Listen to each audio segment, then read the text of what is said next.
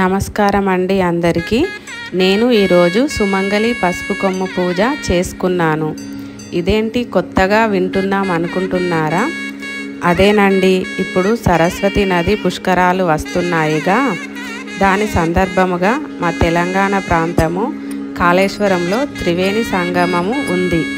ఈ త్రివేణి సంగమములో గోదావరి నది, ప్రాణహిత నదులతో పాటు సరస్వతి నది అంతర్వాహినిగా ప్రవహిస్తుంది। ఇక్కడ త్రివేణి సంగమం ఉండడం మా అదృష్టంగా భావిస్తున్నాం। ఈ సరస్వతి నది పుష్కరాలు మే 15న మొదలుకొని మే 26న ముగుస్తాయి। ఈ సరస్వతి నది పుష్కరాల సందర్భముగా రాజేశ్వరి శర్మ పూజారి గారు 18,000 మంది సుమంగళీల చేత ఈ సుమంగళి పసుపు కొమ్ము పూజ చేయించాలని సంకల్పం।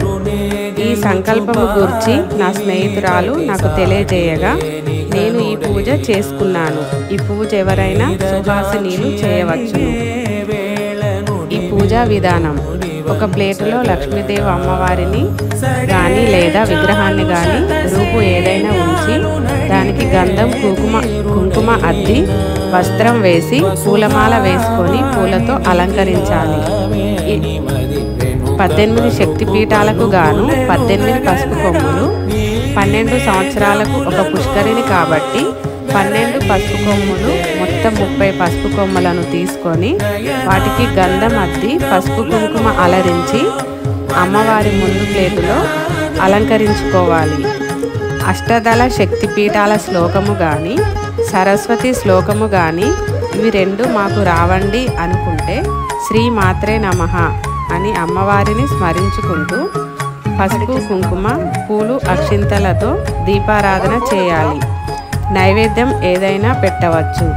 దీపం ధూపం హారతితో పూజ ముగించాలి। ఇలా 3 రోజులు కానీ 5 రోజులు కానీ ఈ పూజ చేసుకోవాలి। ఇలా పూజ చేసిన పసుపు కొమ్ములను రాజేశ్వరి శర్మ గారికి అప్పగించాలి। ఇవి కాళేశ్వరం ఆలయంలో పూజలో ఉంచి సరస్వతి నది అమ్మవారి నదికి చీర, పసుపు కుంకుమ, గాజులు, పూలతో పాటు ఈ పసుపు కొమ్ములను అమ్మవారికి సమర్పిస్తారు।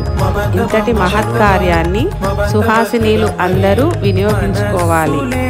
ఈ అదృష్టానికి అందరూ పాత్రులు కాగలరు। సరస్వతి నది అమ్మవారి అనుగ్రహాన్ని పొందాలని మనస్ఫూర్తిగా కోరుకుంటున్నాను।